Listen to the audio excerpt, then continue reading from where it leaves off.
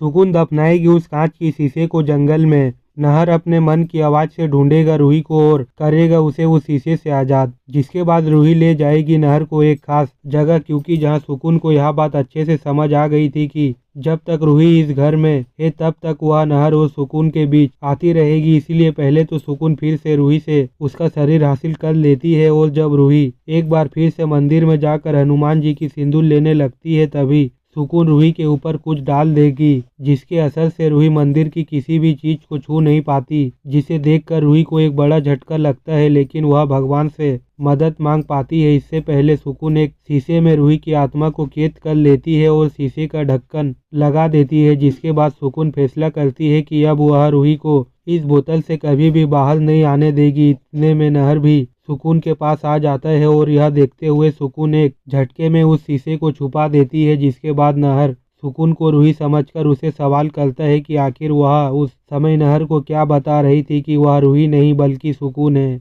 जिसे सुनकर घबराहट के मारे सुकून की जुबान लड़खड़ाने लगती है और वह नहर से कहती है कि उसने कोई बुरा सपना देखा था, इसलिए उसे ऐसा लगा कि सुकून ने उसका शरीर छीन लिया है। इसीलिए उस समय उसने अपने सपने के असर में ही नहर से यह सब कहा। लेकिन अब वह नहर आ चुका है, इसीलिए अब वह अपने होश में है। जिसे सुनकर नहर को काफी हैरानी होती है और वह एक बार फिर से सुकून से पूछता है कि पक्का यही बात थी। तो सुकून कहती है कि ऐसा ही कुछ था, इसलिए नहर को परेशान होने की जरूरत नहीं है और ना ही वह यह सब घर वालों को बताए। जिससे नहर सुकून की बात मान लेता है और उसे लगता है कि सच में रूही ने कोई बुरा सपना देखा होगा। तो वहीं सुकून उस शीशे को ले जाकर अपनी अलमारी में रख देती है ताकि घर में किसी की भी नज़र उस पर ना पड़े। लेकिन तभी नहर कमरे में आता है और उसकी नज़र पलंग के नीचे रखी हल्दी की कटोरी पर पड़ती है। जिसे देखकर नहर रूही से कहता है कि रूही शायद उस कटोरी को यहाँ रख कर भूल गई है।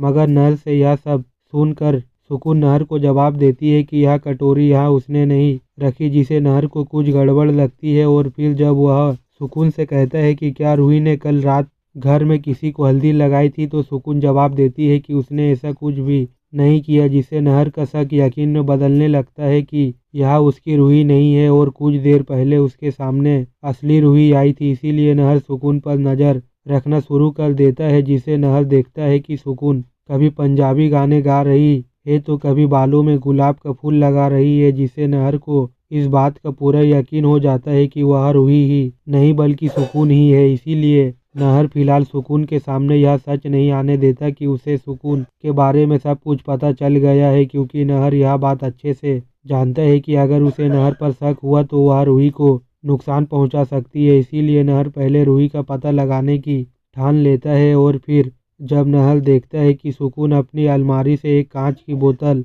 निकाल कर अपने साथ कहीं ले जा रही होती है, यह देखकर नहर को कुछ समझ नहीं आता और वह सुकून का पीछा करने लगता है।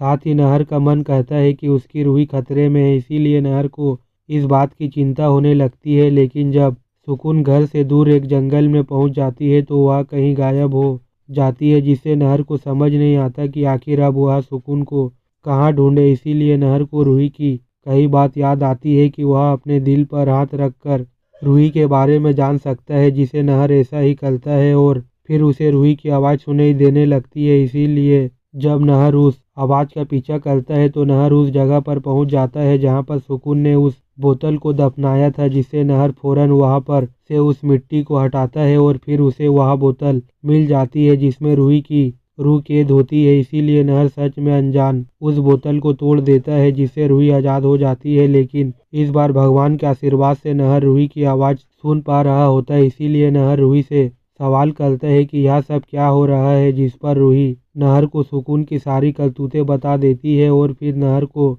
उसी बाबा के पास ले जाती है। जिसके बाद वह बाबा रूही को आश्वासन देता है कि वह अब घर में आकर हमेशा के लिए सुकून को उसकी असली जगह पहुंचा कर रहेगा, ताकि सुकून उस जगह से फिर कभी नहर और रूही के बीच ना आ सके। तो दोस्तों, वीडियो अगर अच्छी लगी हो तो वीडियो को एक लाइक करें और सीरियल में आगे क्या होने वाला है जानने के लिए हमारे चैनल को सब्सक्राइब करें।